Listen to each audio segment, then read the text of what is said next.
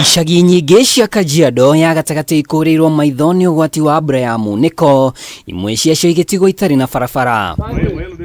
Ũtukũ wa ira ndaraca ya Mumu ĩrĩa ĩnyitithanagia icagi cia Torosei, Longoso na taũni ya Ilbisil nĩ ĩrathereririe ũndũ ũyũ ũkĩiga mĩtũrĩre ya aikari hatĩka-inĩ, kuona mbura no ĩrathiĩ na mbere gũthandana.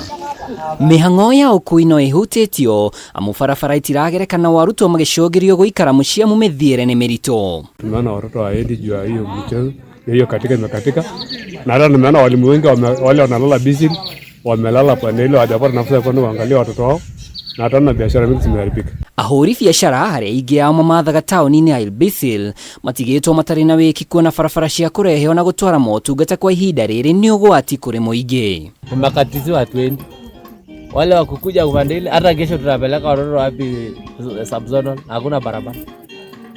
Hivyo tunaomba leaders from MP, governor, MCS, any other person watutengenezee hii river. Ũgwati ta ũyũ nĩ ũkũrĩire aikari a Kajiado West maitho, aikari rĩu makĩũrio mathamĩre icigo iria irĩ igũrũ. Kile yetu tunasema kwamba kama ingewezekana serikali ya kuja tusaidie tutengenezee barabara.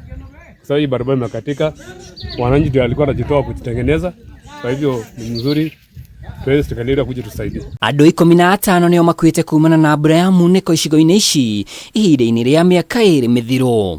Ngĩribotera Kameme TV, rĩtwa rĩakwa nĩ Mwaũra wa Ndũng'ũ.